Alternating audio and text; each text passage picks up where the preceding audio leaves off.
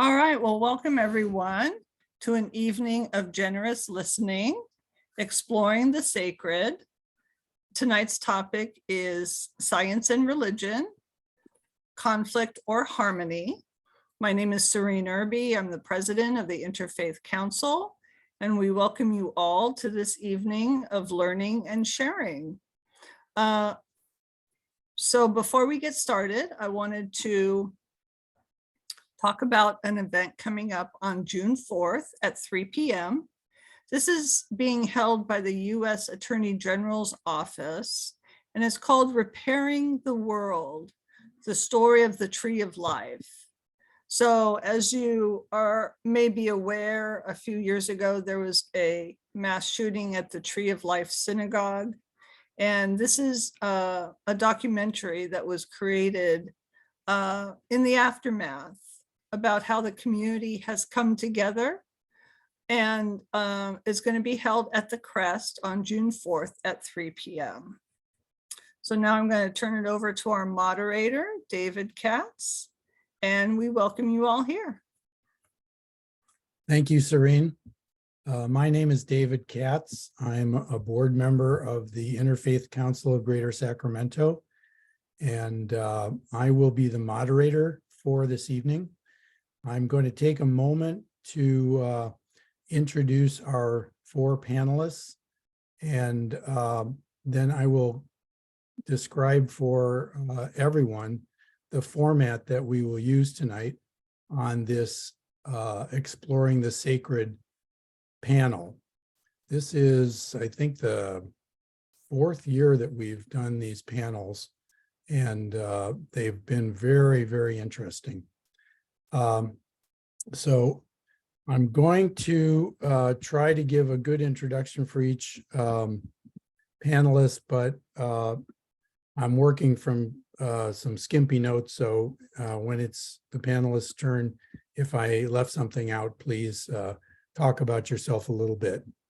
So our panelists include Reverend David Bocock, pastor of the Pioneer Congregational Church in Sacramento. And Pastor Bocock has been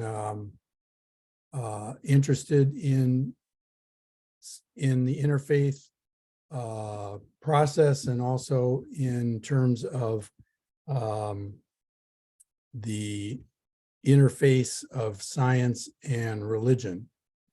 Our next panelist I'll introduce is Dr. Arta Monazeb, who's a physician and PhD research scientist at UC Davis. He's internationally recognized expert in cancer immunotherapy and a member of the Baha'i faith. Our next panelist is Stacy Walton. Stacy, I really apologize. I didn't take a lot of notes on what you said, but I understand that you're currently affiliated with the Agape Church in Los Angeles, but you've really had an extensive spiritual journey, and you are a physician. Feel free to add more when you give your initial talk. And the last panelist, but not least, is Godfrey McIntyre, who is a hospice chaplain at Sacramento Kaiser Hospital. He has a bachelor's degree in psychology and a master's in divinity. And let's see, his interests include modern mysticism, process theology, race and gender theory, and current neuropsychoanalytic science. So again, apologies if I've left something out, but we'll go ahead at this point, and I will outline what our format will be. In each of these Exploring the Sacred panels, we operate under a methodology called generous listening, which means that we try to be present and listen carefully to everyone who is sharing during these panels. It doesn't mean we have to agree with everything that's said, but part of the agreement is that we will listen to each other with the faith that we will grow from hearing everyone's point of view and especially everyone's life experience. We'll start out with each panelist having up to 10 minutes to share their life experience and views on whether science and religion can be harmonized in a person's life and in our society. After those 10-minute periods, we will have a time when the panelists can ask each other questions that might illumine even more what people have experienced in terms of science and religion in society and in their lives.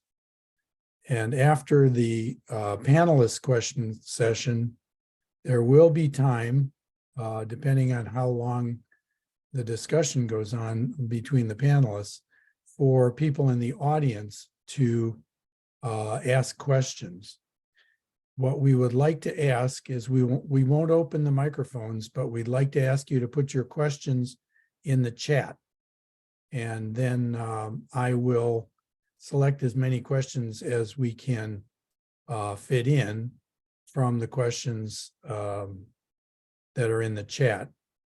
Questions can be addressed to the whole panel, or they can be addressed to one or more of the panelists, depending on the specific topic and the wishes of the person who's asking the question. So with that, let us begin our generous listening. And Pastor Bo, would you start us out? I'd be delighted to. Thank you, Dave, for that generous introduction and for certainly welcoming me to be in the midst of some really smart people. I like to be around smart people to learn a lot about how we interpret life and how that can be connected to our spiritual journeys. I'm the pastor at the Pioneer Congregational Church, United Church of Christ. We are a progressive congregation in the heart of Sacramento. But I'm kind of an interesting character because I come out of Oklahoma. I was born and raised there. I was born and raised as a Southern Baptist, very conservative. We were taught to look at science in a very skeptical kind of way, that if the science ever contradicted or challenged the Bible, we were to always side with the Bible and the things of God there. And that's pretty much what we did. I'm not really skilled scientist. The only thing worse than I was in math was when I was taking a science class. But I am a person of faith. I've been raised in it all my life.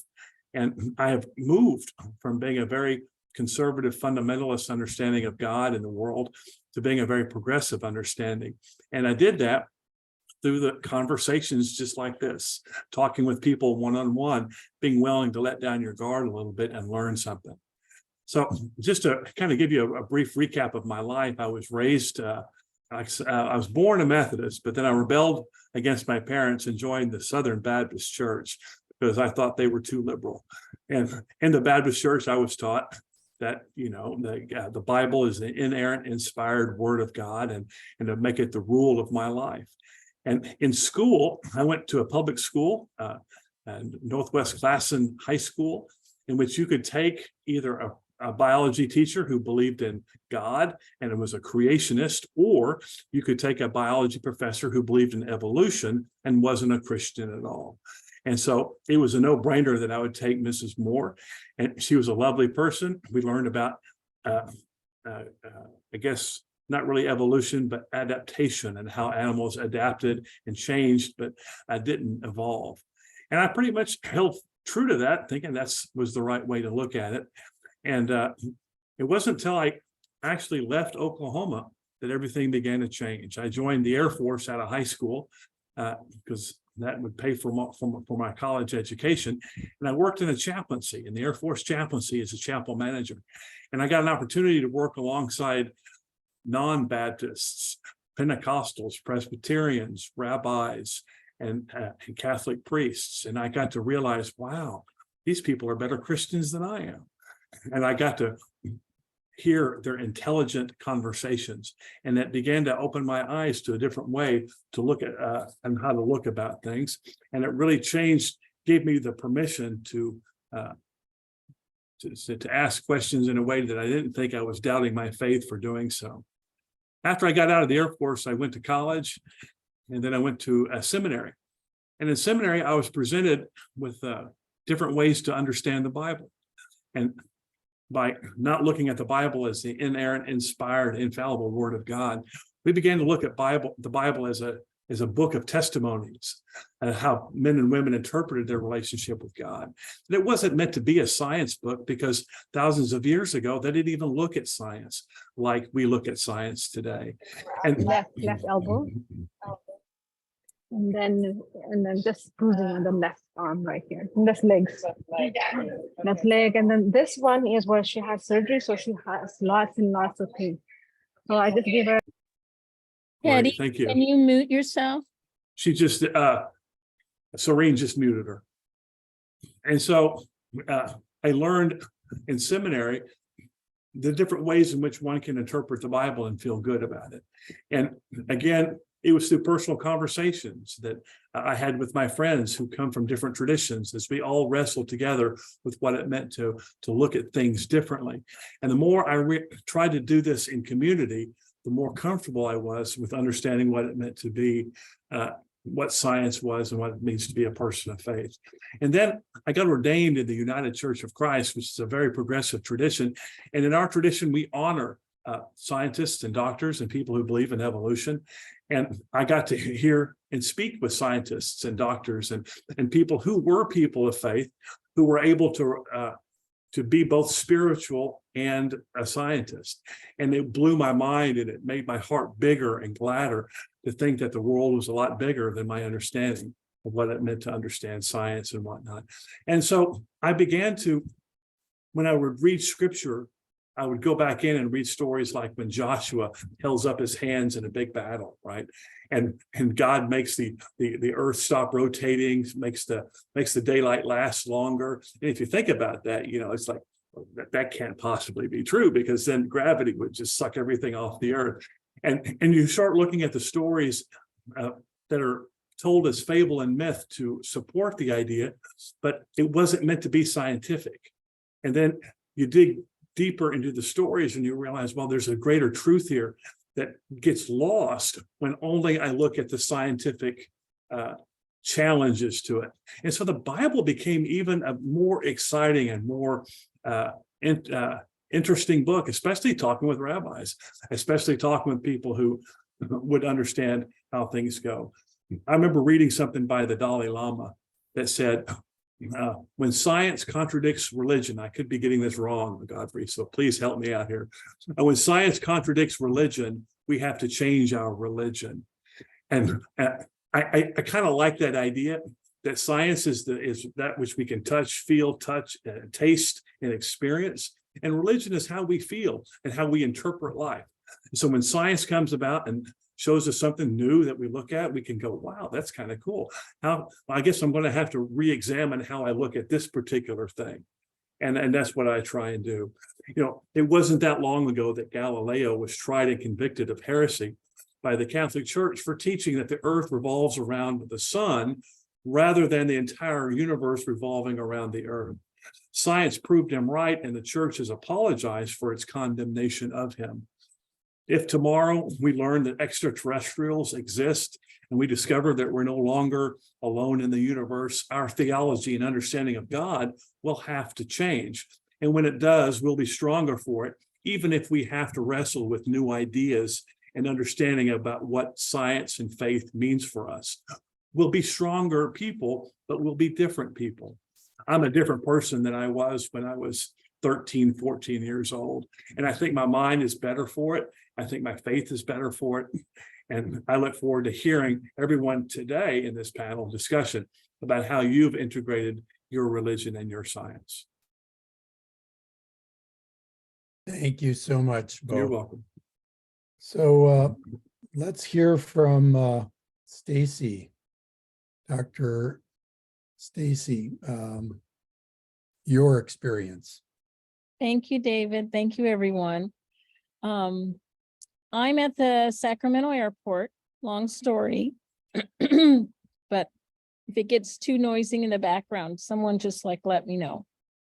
I'm gonna just preface by saying my name is Dr. Stacy Walton. I call myself the diversity doctor. I self-identify as a Black African-American woman. I'm cisgender and I'm straight. And I see the world through the lens of diversity and the value of inclusivity and the dream of the beloved community that Dr. Martin Luther King so beautifully described.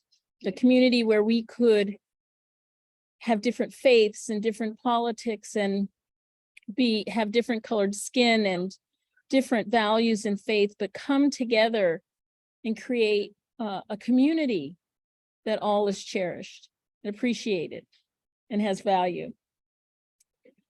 I was born into a very interesting family. My father was an atheist. God was never discussed.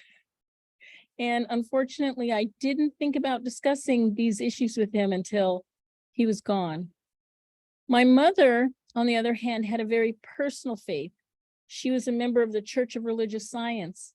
I didn't learn that until after she had transitioned. She was a member of the Church of Religious Science. What I do remember growing up as a little girl is getting the daily word in the mail and sneaking her daily word and reading the inspirational wisdom there. I realized at a very young age that even though in my family there wasn't sort of a very obvious religious behavior, I was incredibly curious about religion. I've always gravitated to the spiritual world. My sister's best friend in elementary school, her father was a Lutheran pastor, and his church was around the corner, and I began going to the Lutheran church. And I was actually baptized. I went through my catechism in the Lutheran church. I'm a Lutheran, and I've since found out that I'm a member of the least diverse church in America. When I was in junior high, my best friend was Japanese, and her family, they were Buddhist, and Beverly got leukemia. And it was that experience with her I explored the concepts of life and death. She was the first person that I loved that died. And I remember being in her temple and being part of that ceremony. I went on to high school, and my closest friends in my AP classes were all Jewish. And so guess what? I went to Saturday school and explored these ideas of spending my summer in Israel on a kibbutz. And a year later, I found myself being involved in a group called Young Life and becoming a born-again Christian when I was 16 years old. And that's when I explored the Bible. And I mean explored, like very colorful magic markers all through the New Testament, to the chagrin of my Jewish friends, because I was a problem. I tried to convert them all. When I was in Young Life in high school, it was a very multicultural, multi-ethnic, and a group of young people, and we were from all walks of life. And when I went off to college, my freshman year, one of the first things I did was seek out Young Life, because I wanted to continue to experience the community and the love.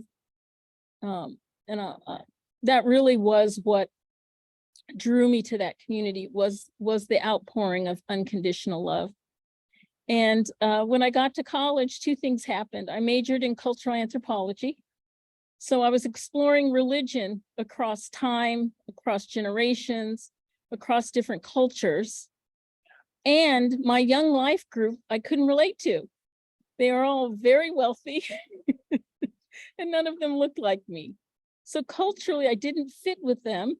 And I identified with the concept of people exploring God, exploring religion in many multiple different ways. And one night I had a very deep conversation with God about why I was leaving the church and joining all the other folks. And if I was going to go to hell, I'd be in the company of lots of incredible people.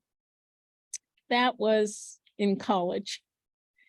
I'm going to fast forward to where I am now spiritually. I am a member of the Church of Religious Science. And I find myself in communities, centers of spiritual living, the Agape International Spiritual Center in Los Angeles. And the message of love is what draws me into those communities. How does that relate to the fact that I consider myself a scientist as a physician, and I don't want to take up a lot of time, but how I've used my spiritual beliefs in my relationship with spirit and in my work is pretty much twofold. One is in trying to understand the nuances and complexities of the difficulties of life for people, and finding the strength to do my work with a basic foundation of love and positivity that people notice around me. How do you stay so upbeat? How can you smile all the time? You always seem so positive. And it's in those moments that I share with people. It's part of my spiritual practice, my positive affirmations, my meditation, my prayer, that help me to stay in this space of, I have a purpose on this planet. It's directly related to my relationship with spirit. Yeah, I think I covered all of my notes. And with that, I'm complete. Thank you. Thank you so much, Stacy. Arta? Hello, everyone, and thank you again for the invitation to be here. Listening to Dr. Stacy and Reverend Bo, I hear a common theme that's also, I feel kind of in my own story, which is this idea of searching for truth. That's a lot of what I'm going to talk about. I'm a physician scientist, so I have an MD and a PhD, and I am, truly kind of what you might say is a hardcore scientist. I have a basic science research lab. We do experiments. We try to take those experiments and do clinical trials in patients. For me, it's always been, I think, because of my belief in the Baha'i faith, I've never actually had any friction between my spiritual beliefs and my passion for science.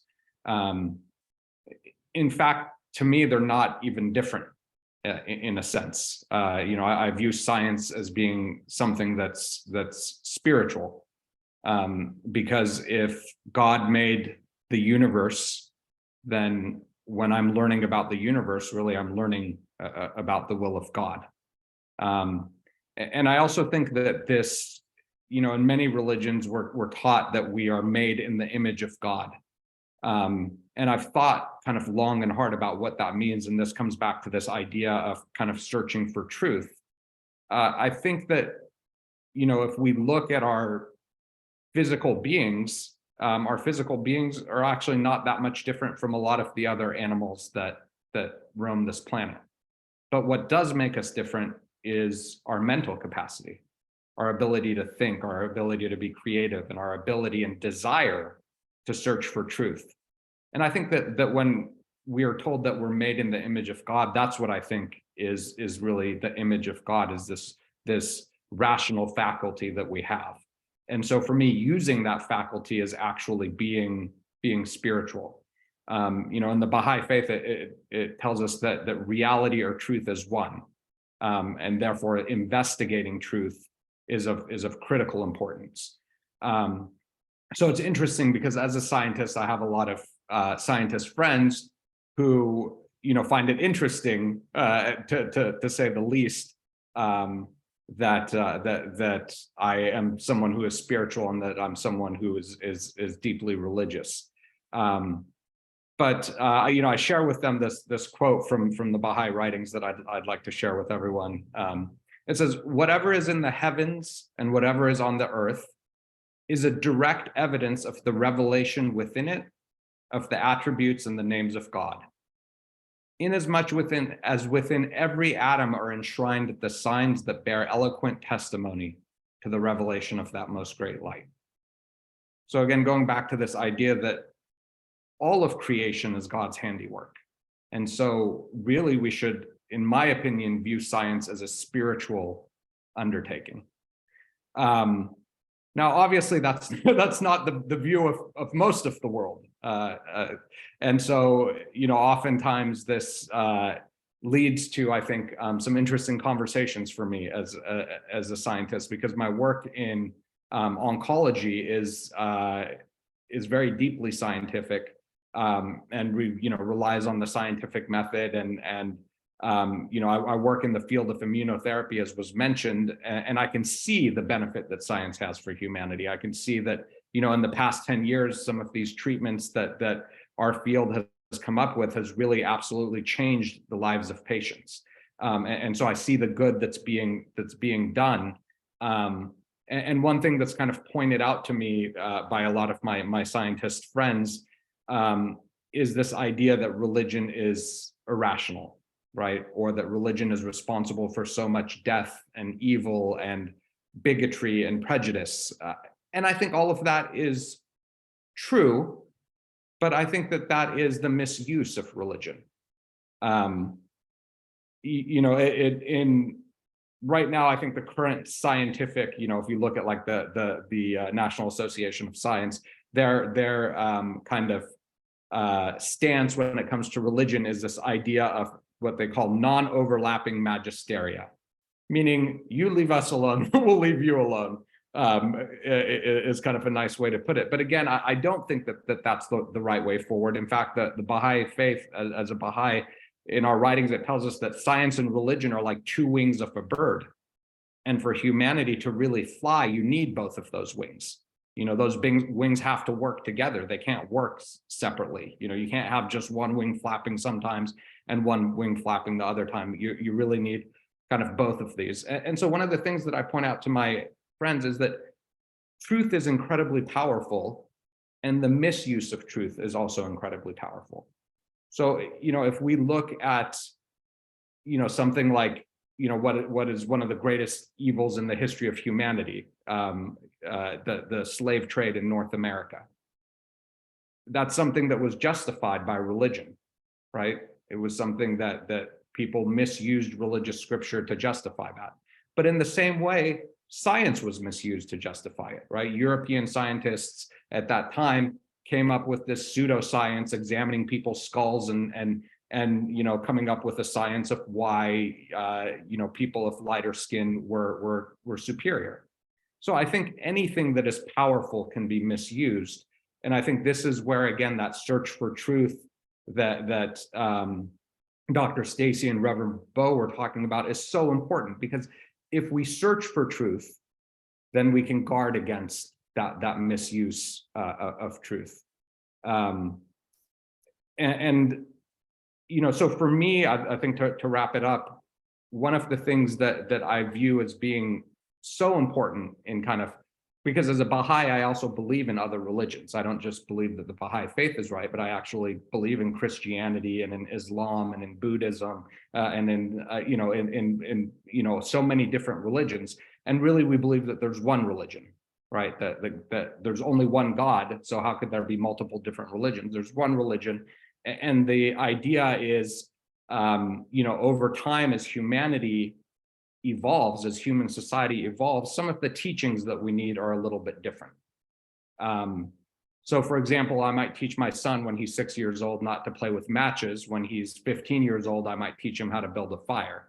And if you look at those two teachings, you're going to say, well, how can that be the same father? These two teachings are different. But if you look at it through the idea of the evolution of my son and the evolution of his capabilities, then it goes back to what Reverend Bo said, is this idea of the underlying spiritual truth in that story, which for me is the well-being of my son, right? And so I think if we try to sometimes interpret religion very dogmatically, I think it can become difficult to reconcile religion and science.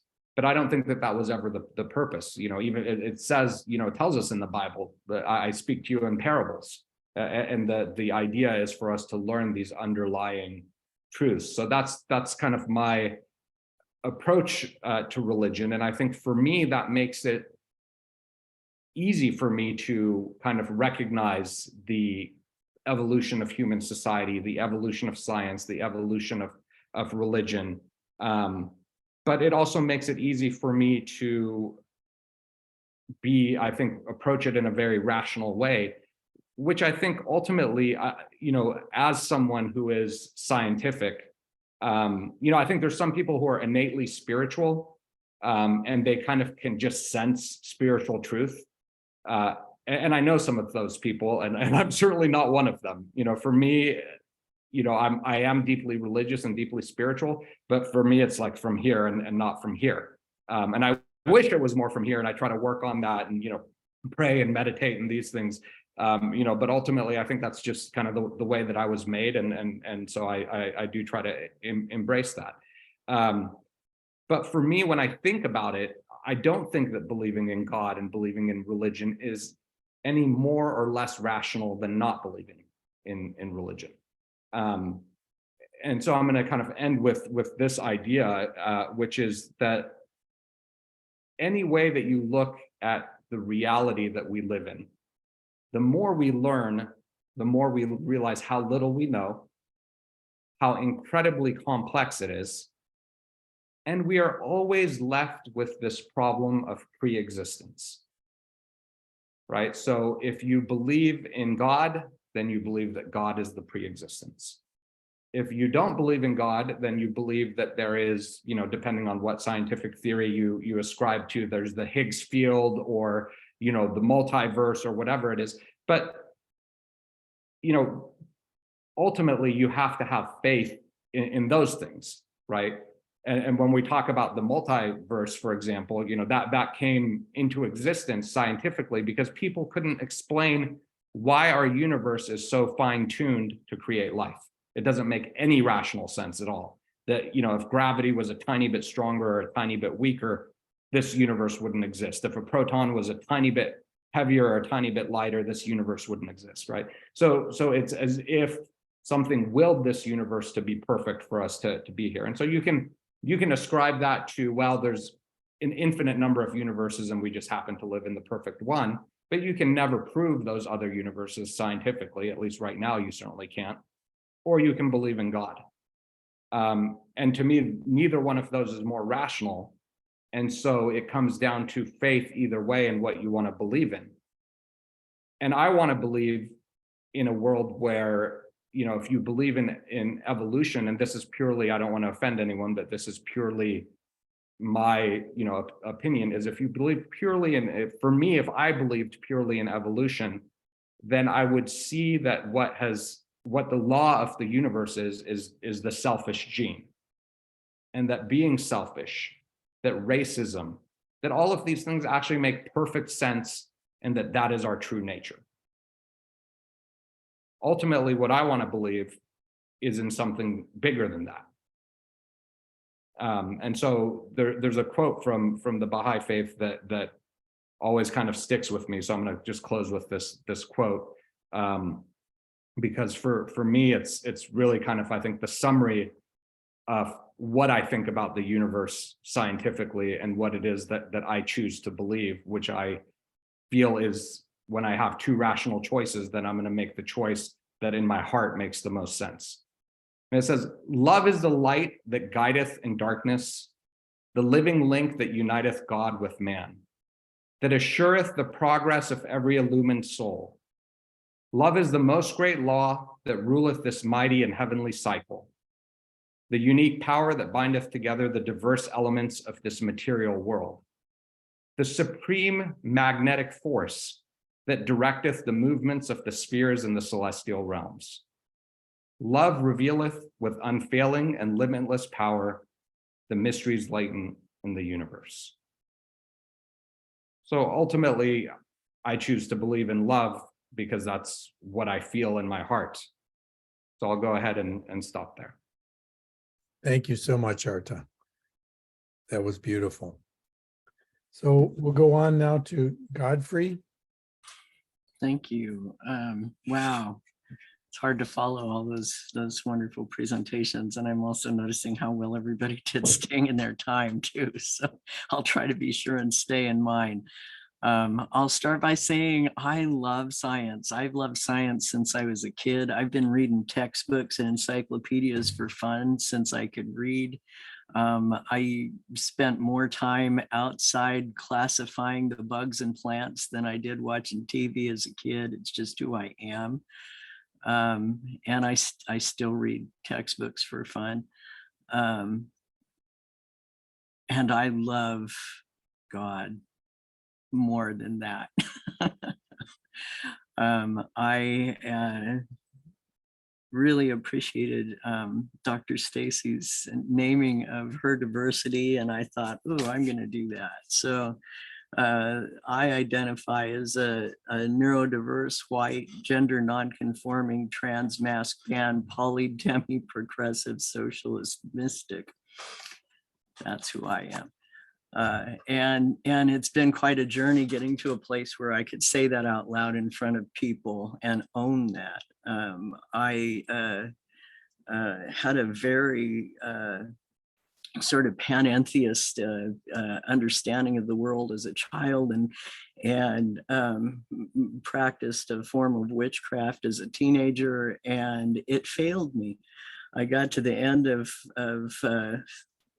the beginning of my adulthood, and it seemed like everything I tried to do I always ruined. And there's a lot of reasons for that, but it drove me to a moment of crisis in which I had an encounter with the divine, who presented themselves to me as Jesus, and I've been a Jesus follower ever since. But part of what happened in that is because my belief system had failed me and I became so disoriented, I went completely the other way. I away from, completely rejected everything that I had thought I'd known before. And the fundamentalist religious realm helped me to do that. They really facilitated that. And in those spaces, I learned a religion that taught me that the world was flawed and fallen. And also made me very suspicious of science, as Reverend Bo was saying, and some of the other things that I've heard here too. And I did that for a very long time. And I tried very, very hard for a very long time to live into what I was told was the Christian ideal and what God wanted. And and I still loved science, and I homeschooled my kids, and we got all the science books, and my kids, by the time they were 5 or 6 years old, were learning to classify plants and animals and fungi. And but I glued all the first pages of all the books together so that they couldn't see what I thought were lies about evolution. And we just skipped over that part. But evolution didn't end up being the crux of the matter for me. Gender did. I finally, I was a single parent for a long time and raised my children by myself. And so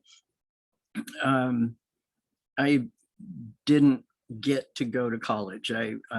Life took me in a direction where I was just surviving for a very long time. And so when I finally did get to go to college, when I was in my early 50s, I was sitting in a biology class one day. And now, there were other things leading up to this, but this was really an epiphany moment, if you will.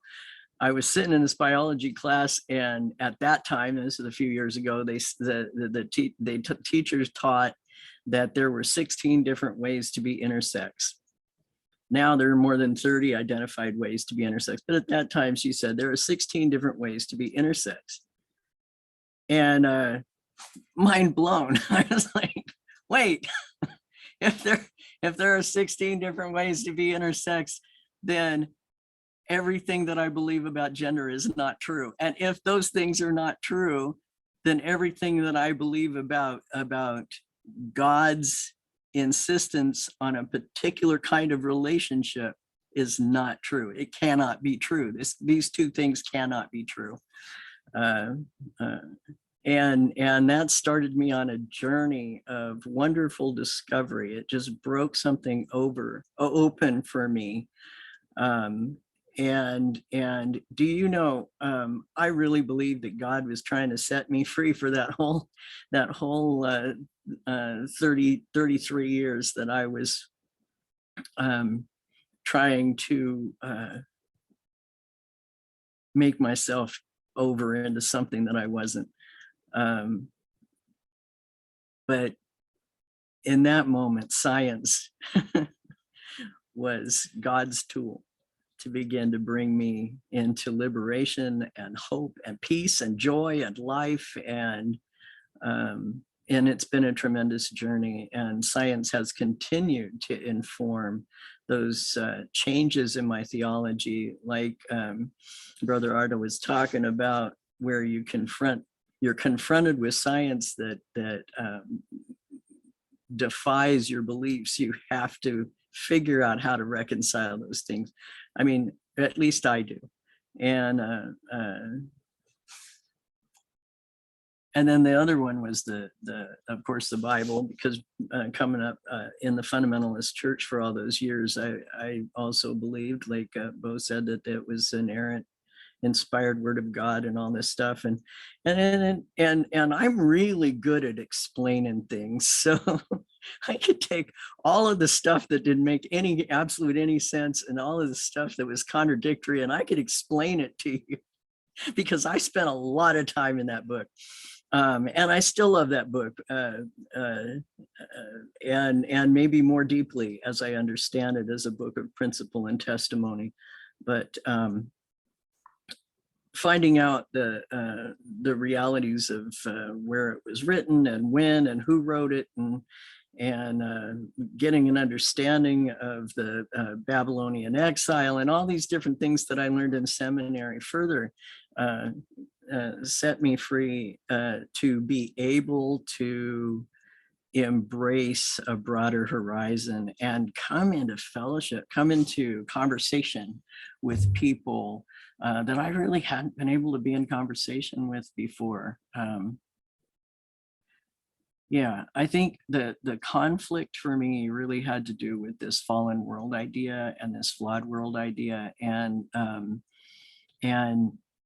all of these, those are just a couple of examples, but I've studied anthropology and sociology and psychology and neuropsychoanalytic theory and different things like that. And all along the way, everything that I've studied has opened up for me this notion that that the universe isn't flawed or fallen at all, that it's just emergent and unfolding. And that shift has also been extremely liberating for me.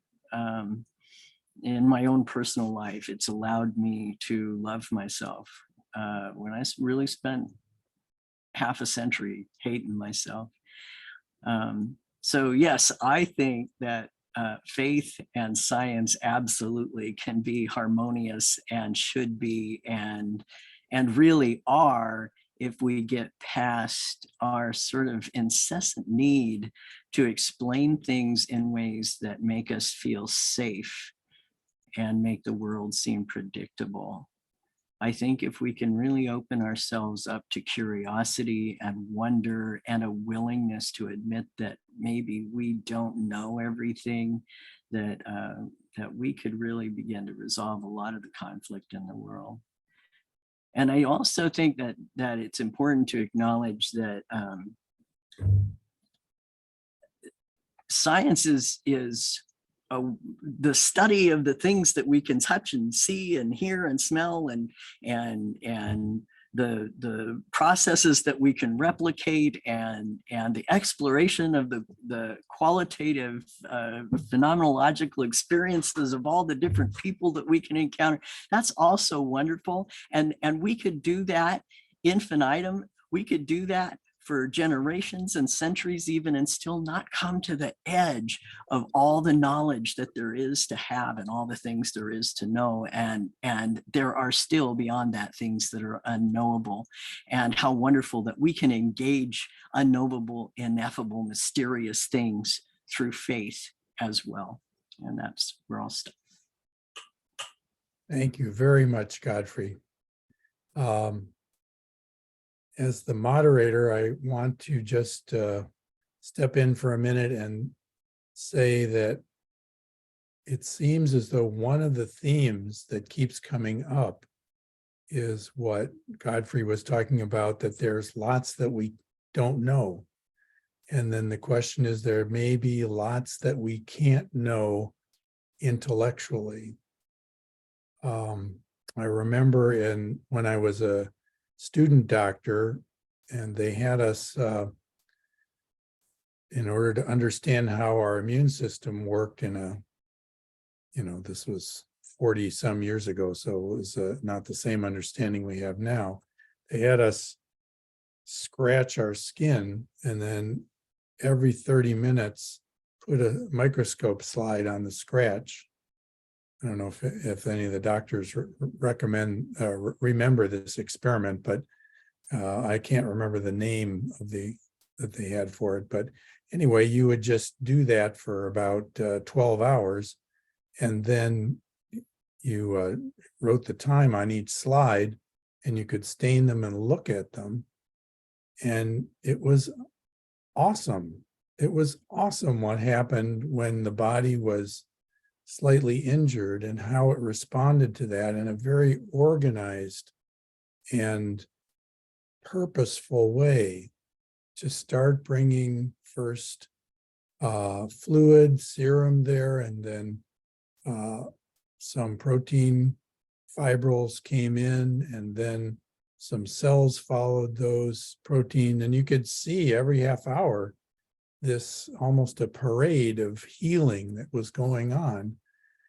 And it struck me at that time that although we could describe further and further into why that happened, how it got set up was not going to be something that my professors were going to be able to explain. They could explain the mechanics of it, but they couldn't explain how it got set up that way. It was almost a looking over the Grand Canyon experience for me. So we can ask each other questions. I would like to throw out a question. Can people share any of those experiences of awe or understanding that there are things about life and our world that exist that we can't understand with our intellects, yet we are part of it. That to me is an underlying experience that has brought me to my spiritual path. But any other questions can be addressed at this time. You can ask each other questions if you'd like.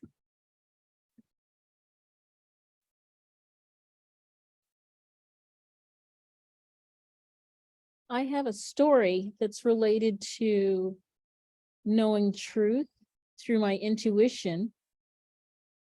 And several years later being proven correct scientifically.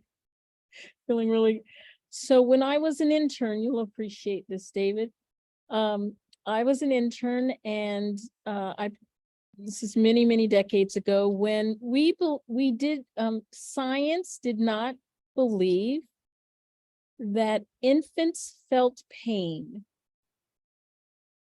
Believe it or not, there was a time in our medical history where we actually believed that the infant neurologic system was immature, and then a newborn baby couldn't feel pain. And it was my first month in training, and I was in a neonatal intensive care unit, and infants were going for cardiac surgery without anesthesia.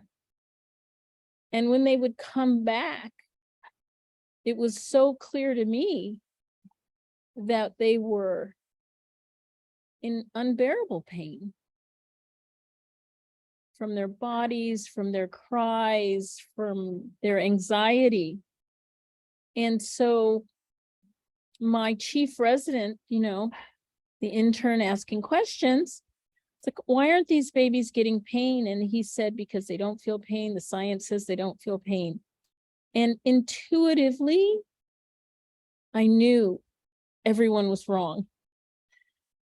And then it was 3 years later, a couple of years later, it was the cover story in the New England Journal of Medicine, the research around neonatal pain that I got to be boastful with my chief resident. But I guess my point is that my knowing was intuitive.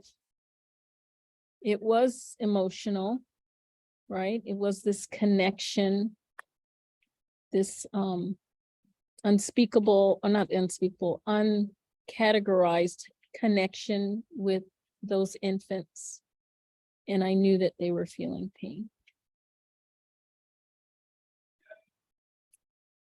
Thank you, Dr. Walton. I think that that's another piece that comes from something we have trouble understanding with our intellect, but we are connected, right? We are connected, but we can't describe what we're connected to because it doesn't, part of it has form, but part of it is something you can't see with your eyes or hear with your ears or smell with your nose, taste with your tongue. So it's not visible to the physical part of our bodies. And so there's a mystery of how does that connection work that won't be answered by our intellect. Anyone else want to weigh in on this?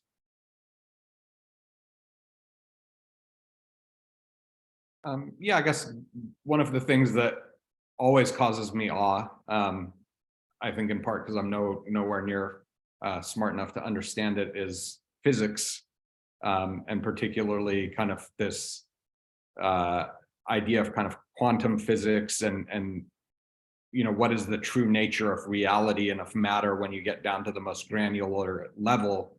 And we can explain it with exquisite accuracy mathematically, but no one knows what it means. Niels Bohr, one of the fathers of quantum mechanics, said, if you think you understand quantum mechanics, then you don't understand quantum mechanics. I am kind of, like Godfrey, kind of nerdy and like to learn about these things and read textbooks and these types of things. And it's just always, puts me at awe to really see how incredibly complex, but incredibly elegant the universe is, even at the most kind of fundamental levels. And one of the things that I think a lot about is, it talks about kind of in the Baha'i writings, it talks a lot about our souls, and it tells us that actually the spiritual world, heaven, whatever you want to call it, we don't really believe in heaven and hell. We just believe that our souls are on this infinite spiritual journey towards the love of God, because the love of God is infinite, and so that journey is infinite. But that is kind of all around us, and it kind of describes us almost as like a baby in the womb, right? So you have a baby in the womb who is surrounded by this world, and when its life in the womb is done, it's kind of born into this world, and it realizes it was here the whole time, surrounded by people that love it, and that connection was always there, even though in that state of existence it couldn't sense it. And so I believe very much the same thing about our souls, that we are, material beings really living in a spiritual reality that maybe we can't sense because of our physical limitations. But one thing, going back to this idea of awe, that some of the theories of physics teaches us, is that there could be many other dimensions by which we are surrounded that we can't sense, that we can't, other than kind of the 4 dimensions, but mathematically we can see that they're there, or you need them to be there mathematically to make the math work. And so I think that for me, that's a very kind of intriguing idea and causes me awe. But overall, I think just the beauty and the elegance of nature, I guess I would say, never ceases to cause me awe. Thank you, Arta. Any of the other panelists want to weigh in on this? Yeah, I'd like to. From the perspective of, in my religious tradition, I was raised to have the right answer, and to study and to give the right answer in the right situation. And so I knew all that. I studied Josh McDowell. I studied all the answers to questions about science. And it wasn't until I actually met people that my opinions began to change. And so I clearly remember the first time. I don't know if I've self-identified any of y'all. I think I did it in my intro bio that I emailed y'all, but I'm an openly gay person. And I remember living in Dallas, Texas, going to a gay Super Bowl party. Now, this might not seem like a big deal to y'all, but I didn't know anybody who was gay except my high school boyfriend. And we thought we were the only gay people anybody knew. And when I moved to Dallas, or Fort Worth, I was in Dallas, I was invited to, when I came out to a friend of mine, and said, "Oh, you got to come to watch this Super Bowl party." And I went there, and it was 50 guys, nobody really watching the game, but they were in fellowshipping and talking with one another. And I had an opportunity to discuss faith and God with people in this situation, and it blew my mind to hear their personal stories. It's like when I didn't understand what transgender meant, but then I had an opportunity to speak with people who were transgender or who are transgender, and to hear their stories and their struggles and their faith and their religion, and to be able to hear them talk to me in a way that I could feel, sense, and experience their soul.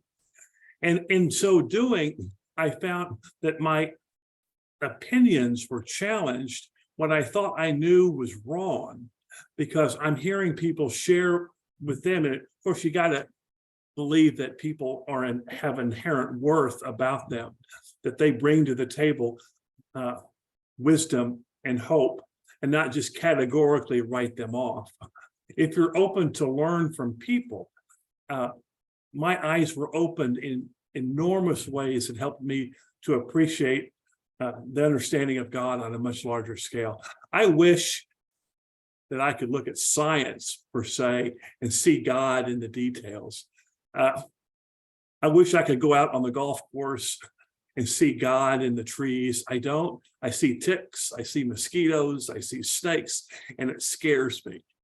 I find the God experience in this conversation. Godfrey, I saw such a light emitting from you as you were explaining your understanding of God and the universe and who you are and your self-actualization and your self-realization that kind of helped me understand. And I hope that we can get better acquainted so that I can see and experience God inside of you. And so my realization occurs in conversations like this or talking with other people. That's it. Thank you, Bo. I would say if you wanted to experience God in science, you might just contemplate the fact that it's known that there are several million chemical reactions going on at all times within our bodies. And if one of those gets screwed up, we're sick. So how would you explain people being well? It seemed as though the odds are that we'd be sick all the time because there would be a failure of one or another of these chemical reactions. And that to me is a staggering meditation to think about. The other thing, as a family doctor, I had many occasions when both I and the specialists that I worked with someone said, well, we better call the family in. This is it. They're not going to survive. I had one lady was in her 80s, late 80s, and she ruptured her bowel, and I assisted the surgeon in the surgery to try to repair the bowel and clean all the filth out that was in her belly. And we both thought, this is not going to happen. And that lady was sending me cards from Florida for years after that. So we just don't know. I mean, we treated that lady the same way that with antibiotics and surgical repair and cleanup and so on, the same way as all the other people who died. But well, how can you explain that? I don't attempt to understand it intellectually, but I experienced it. It happened. And I had the same experience myself personally about 6 months ago, where I had a condition after COVID that caused me to almost die. Here I am. I'm not saying that I'm special or that God intervened, but it's not explicable. Doctors did things, but they couldn't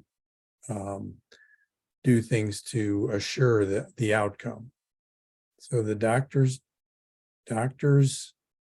practice, and that divine life power is what causes the life or death to happen, at least in my own experience. Would you like to take some questions from our audience? Let me read some of the questions. This is all from one person. Many people believe in the rational basis of belief in religion. How do each of you view this? And what part does truth, capital T truth, have in our lives, as Arto was talking about? And then this person asks, there can't be multiple truths, can there? So anyone want to jump in on that one?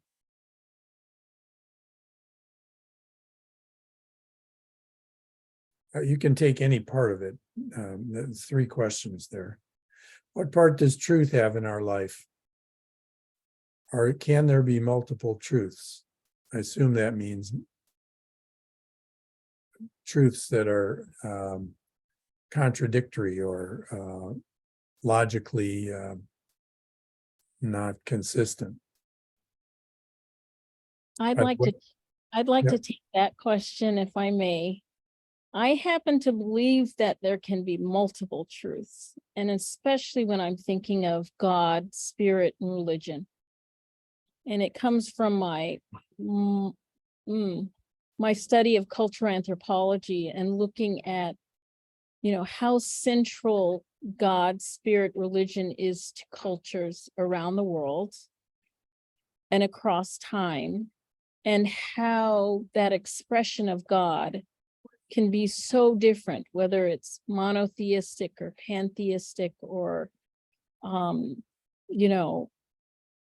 through the lens of the female or through the lens of the male, right? And so, and this is really a personal thought, because I experienced so much love, joy, and elevation in my relationship with my God, my spirit, I can really appreciate and give room to someone else having that experience, even when their description, their practice, and their relationship looks really different from mine. And so, in my opinion, that godly truth, that spiritual truth, can look incredibly different across different people, different cultures, and different generations. Thank you. Thank you, Stacy. Anyone else? Yeah, I'll jump in because I think a lot about truth. I actually wrote a paper about reality when I was in high school, about my philosophical understanding of reality as a 16-year-old. I think that that there's a pursuit of truth that's there in both science and religion. Well, maybe not religion, but faith. And I think no matter how hard we pursue it, we still end up, whatever it is that we encounter or experience, we still end up interpreting it through our particular lens, our socialized lens, our bodily lens, our whatever. And so it's always colored some kind of way. It's, there's always some divergence from whatever the actuality is. And I don't think that matters very much. I really don't think it is. I think the thing that is significantly important is love and justice and humility. And I think if we function on those principles, then the truth that matters will surface in the meaning making between us, and that we'll be able to use that in ways that breaks down division and brings healing and furthers the cause of good and well-being, not just for us, but for I want to say creation. Yeah. Thank you, Godfrey. Anyone else want to jump in on that one? Sure, I'll just say one thing real quick. Yeah, I agree with everything that's been said. I think that there, depending on semantics, but I think there's so many different perspectives of truth. And I think even science tells us that's basically the theory of relativity, right? Is that it's all about the observer's perspective of what you see. So I think that who we are, where we are, what background we come from, all of these things will influence how we interpret truth. And I think that there's, as has been said, that there's room for all of this. In fact, I also believe that it's actually critically important. I think we are in a sense made with this kind of God-shaped hole within us. And we try to fill that hole with different things, with a new car, or new shoes or, whatever it might be. And that gives us satisfaction for just a little bit. And then it goes away and we're still kind of searching for that hole, but that there's, the truth of God is in all of us. And so through interactions like this, through learning about other people's perspectives, you start to get some of God's truth, I think, also through other people, God's love through other people, that maybe isn't a form that you don't have. It's that hole that's missing in you. And so together we kind of, in a sense, complete each other. I know that sounds really corny, but I do think that there is, this idea of one person or one group having an ownership on what is true, I think is A, inaccurate, and B, dangerous. Thank you, Arta. If I can just jump in myself a little bit. I was a philosophy major at Stanford in my undergraduate days. So we spent a lot of time jawboning about how could you recognize the truth? What would be the characteristics of truth? And I didn't get very much out of that conversation other than that it was something that people could talk about. But over my life and my spiritual life, I began to notice that what was really true had the certain qualities. Of course, the world and organizations and religious organizations call different things true, but not everybody would agree that they were true. Things where we really agree are true, we recognize, have the qualities of justice, patience, equality, tolerance, love. It's not hard to recognize the truth because it has those qualities. And it's also not hard to recognize things that are said out in the world to be true, which don't have those qualities that, and you can just pick up any newspaper and find out things that people are saying are true, but they don't really reflect that underlying life force that wants us to prosper and grow and become more and more acquainted with and merged with that life force. Those are the things that that I've used to recognize the truth. And so it's not a particular scripture or a particular religion, but it is those kind of qualities. And you can see it in people. You can see those qualities in people, and you know that they know an underlying truth, which is the unity of creation and the unity of mankind. So that's my little say. Should we go on? There are a couple of other questions here. Let's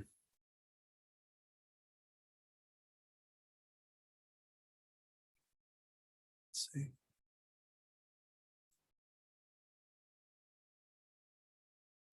Is it necessary or desirable to accept evolution as an absolute truth? This person says, I view it as a practical theory that explains many natural processes and fuels scientific and technological research. However, to make it, quote, truth, end quote, places it in the mystical religious realm. Any of our scientists or clergy want to take that one? I'm happy to give it a shot. I mean, I think, the thing about, science is really, it's a method for testing truth. And science is theory. And our best theories are what we consider to be the truth at the time. But certainly, even our best theories, like, Newton's laws of physics, as we are able to become more refined in the way that we test reality, we realized were maybe an incomplete truth. They did a really good job of explaining the reality that we could see, but as we evolve and are able to do more, we realize that it wasn't the whole truth and actually was really an approximation of the truth. So I think that evolution is our best theory right now of how human beings came to be. But I think, evolution to me, I've never had an issue with it, because to me, there is the idea again of the will in the universe, right? And so if you believe that our universe was created by God's will and that we were created by God's will, then I don't see any contradiction between evolution and science. I think that could have been the way that God created to choose us. It's not what I personally believe, but I also wouldn't look down upon that. Really, I wouldn't look down upon any belief, but certainly I could see that. So I think to me it's really for me it's a question of, do you believe in God or not, right? Because if you don't believe in God, then evolution has a completely different meaning than it does if you believe in God. So yeah, I don't think that there's an absolute truth in anything. I think that in anything scientific anyways, because science is constantly evolving, and that happens to be our best theory, but that may change as we learn more. Thank you, Arta. Anyone else? I just want to throw out a meme that I saw on Facebook. So I wonder if I'm the comic relief here, because I'm not the scientist in the room. But I remember reading something one time that made a lot of sense to me. And it said, science tells us how we were created. Religion tells us why. And I've kind of been able to incorporate that into my life. And certainly when I read about what science discovers, whether it's through evolution or whatnot, I find it to be very interesting. But it doesn't give me the what is my meaning of life all about. I can turn to religion or philosophy or conversations over beer with very good friends who've been through very difficult times. I've got a couple of my friends, my deep friends, childhood friends, who are going through significant, serious emotional challenges right now. And to hear them interpret what the meaning of life is makes it very personal and very meaningful to me as I hear their stories. So I find meaning, again, through my relationships with other people. Science tells me how I was created, how my body reacts to illness, how I evolve and become my body adapts. David, you were talking about that wonderful experiment of cutting your skin to see how things go. You don't tell your body to begin the healing process. It just does it automatically. We don't say, okay, it's now time to move that protein to this place right now. It just automatically does it. That's all science. And that's wonderful and exciting, but it doesn't explain why we're here. And so religion, spirituality, conversations with dear friends, those are the ones where I get the most meaning. Thank you, Bo. Anyone else? Well, just a checkpoint here. We have about 6 minutes before the end of our meeting. It's been wonderful. If anyone would like to address any other specific question, we can do that. I think that we really have addressed all of the audience's questions in the discussion or in your individual statements.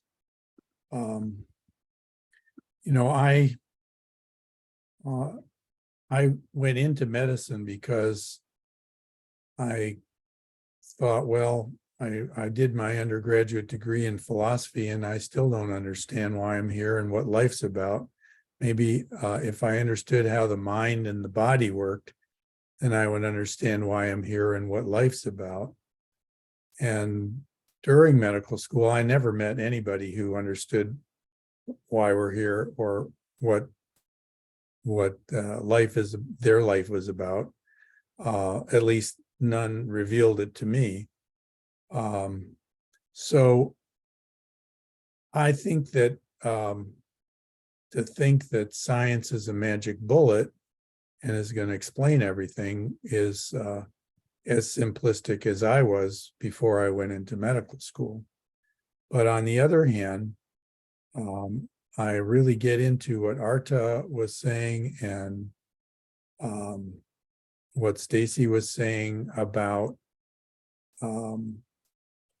science being an evidence of God's creation and that it can be studied. On the other hand, what you're saying, Bo, and you're saying, Godfrey, is not just science, but everything in our life, our friends, our relationships, our understanding of other faiths, our ups and downs, our difficulties and sadness and joys and successes are all evidence of God's power in causing creation and then nourishing and sustaining and protecting us. Because as I said, with all those millions of chemical reactions going on, somebody must be protecting us. Just one of them going wrong is often deadly. So that's just my 2 cents. Anyone else want to kind of summarize before we finish?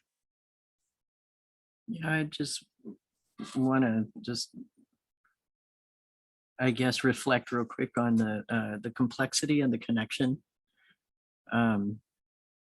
There's just no end to the complexity of things. The smaller you go or the bigger you go, it's infinitely complex. And yet in everything, like everybody has said, there's this wonderful thread of connection. And yeah, I don't know. I had a thought, but I guess it's gone. Well, I'm getting the vibration of what you're saying, Godfrey, that it's a complexity in large and small and in awesomeness that kind of defies words. You can try talking about it, and we are trying to talk about it, but it's kind of like the Indian parable about the 4 blind men and the elephant. They can talk all day about what that actually is, but it's never going to be a post or a rope or a hose or a wall. And those are the only words that they have to describe it. So yeah, we've tried our best, and I think we should be happy that we were able to share with our audience and with each other in this generous way. I think it might be nice to end with a prayer. Would that be okay with everyone?